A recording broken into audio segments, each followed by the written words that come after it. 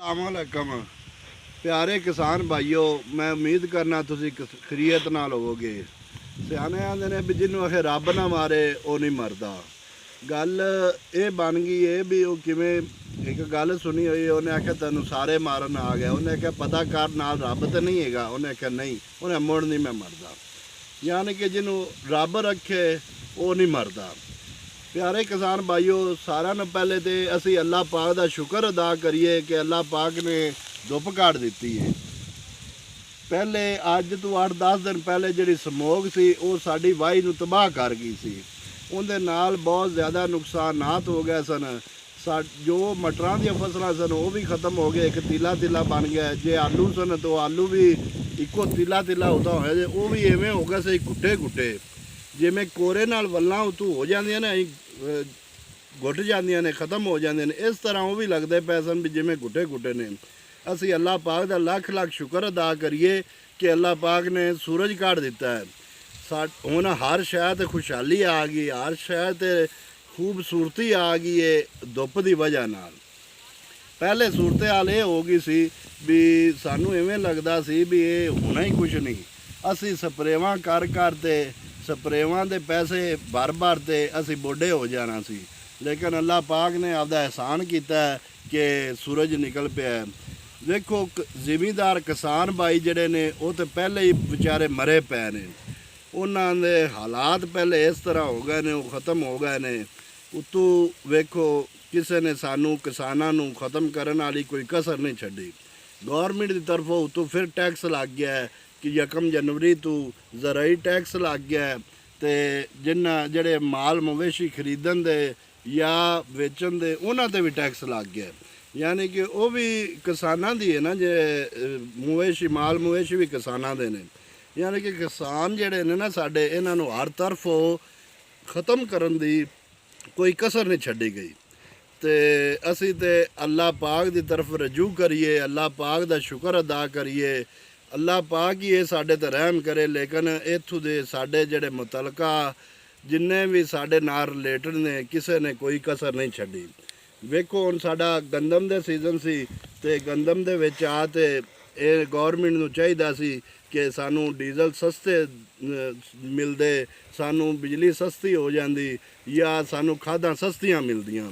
लेकिन जदों गंदम की बिजाई का टाइम आया है, DAP भी महंगी हो गई, साडी डीजल भी महंगा कर दिता है ना सारा कुछ। वेखो किस तरह मेरे ख्याल दे विच साडे इस एरिए दे विच गंदम सिर्फ हुण मेरे ख्याल में 100 विचों कोई 5-7 किले या 10 किले गड्ढे होंदे, वो भी उन्होंने लोगों ने गड्ढे ने जिन्हों को माल मवेशी ने, जिन्हों की तूड़ी मजबूरी है। लेकिन गंदम किसी बंदे ने हुण इन्नी काश्त ही नहीं की वजह सानू रिलीफ ही नहीं मिला। 20 ही गंदम का साढ़े को 2200-2500 नूं लै ते वो 6000 नूं असीं किस तरह उन्होंने बेचीए, उन्होंने को खरीदीए, आपदा भी एडा महंगा लै ते पाइए। इस पर वो असीं जिहड़ा है ना वो गंदम भी बहुत ज़्यादा कम मुकदार में, यानी कि बहुत कम मुकदार दे विच काश्त हुई है। तो दूसरी रह गई गल साडे कोल ते अगे हालात साडे हो गए ने, असी तो स्प्रेवां दे नाल बुढ़े हो जाना सी। सानू तो शुक्र अलहमदुलिल्लाह अल्लाह पाक दा अदा करिए कि असी बच गए हाँ। साडे नाल ते वो कार हो गई भी सानू हर बंदे ने लुटिया। उल्टा हाले सानू आंदे ने भी ये किसान जड़े ने चोर ने, माफिया ने। ये तो गल वो बन गई ना भी कोई चोर सी तो किसी के घरी लुटन गया, चला उन्हें आपदा चादर बन्नी हुई तो साफा किया होया सी सिर ते। वो जो अंदर वड़िया ना हवेली दे विच दाखिल होया तो उन्हें वेख्या एक मंजी ते बंदा सुता पिया सी। वो चुप कर गया, उन्हें आपदा जड़ा ना सिर का साफा लाया रखा तो अंदरों माल लैन गया। चला अंदरों जो उन्हें समान चाद लिया तो जड़ा बाहर पिया सी उन्हें हौली जी नहीं उनका साफा चाद मुड़ सौ गया। उन्हें वेख्या साफा को नहीं, उन्हें आपकी मुक्की खोली तो वो उन्हें रखी जद अंदरों मुड़ समान लै गया। आया तो मुक्की भी कोई ना पई।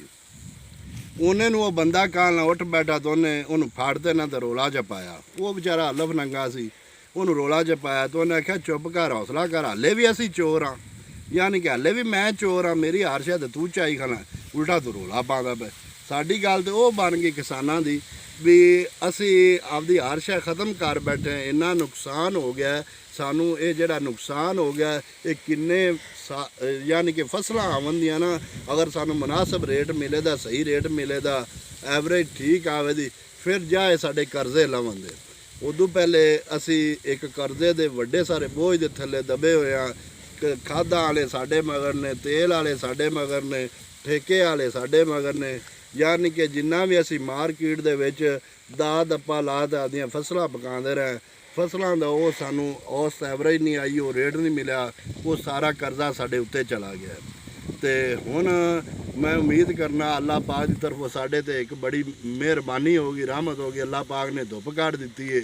ਇਹਦੇ ਨਾਲ ਸਾਡੀਆਂ ਫਸਲਾਂ ਖੁਸ਼ਹਾਲ ਹੋ ਜਾਂਦੀਆਂ, ਇਹਦੇ ਨਾਲ ਐਵਰੇਜ ਠੀਕ ਹੋ ਜਾਏਗੀ। ਅਗਰ ਐਵਰੇਜ ਠੀਕ ਹੋ ਜਾਏਗੀ, ਅੱਲਾਹ ਪਾਕ ਇਹਦੇ ਵਿੱਚ ਸਾਨੂੰ ਰੋਜ਼ੀ ਵੀ ਦੇਵੇਗਾ ਤੇ ਇਨਸ਼ਾਅੱਲਾ ਸਾਡੇ ਬੱਚਿਆਂ ਦੀ ਵੀ ਰੋਜ਼ੀ ਮਿਲੇਗੀ ਤੇ ਸਾਡੇ ਜਿਹੜੇ ਮਾਮਲਾਤ ਨੇ ਉਹ ਵੀ ਸਹੀ ਹੋ ਜਾਣਗੇ। ਇਹ programme city press club registered ਦੀ ਤਰਫੋਂ ਪੇਸ਼ ਕੀਤਾ ਗਿਆ ਹੈ। ਮਿਲਾਂਗੇ ਕਿਸੇ ਨਵੇਂ ਪ੍ਰੋਗਰਾਮ ਨਾਲ, ਤਬ ਤੱਕ ਵਾਸਤੇ ਅੱਲਾਹ ਹਾਫਿਜ਼, ਪਾਕਿਸਤਾਨ ਜ਼ਿੰਦਾਬਾਦ।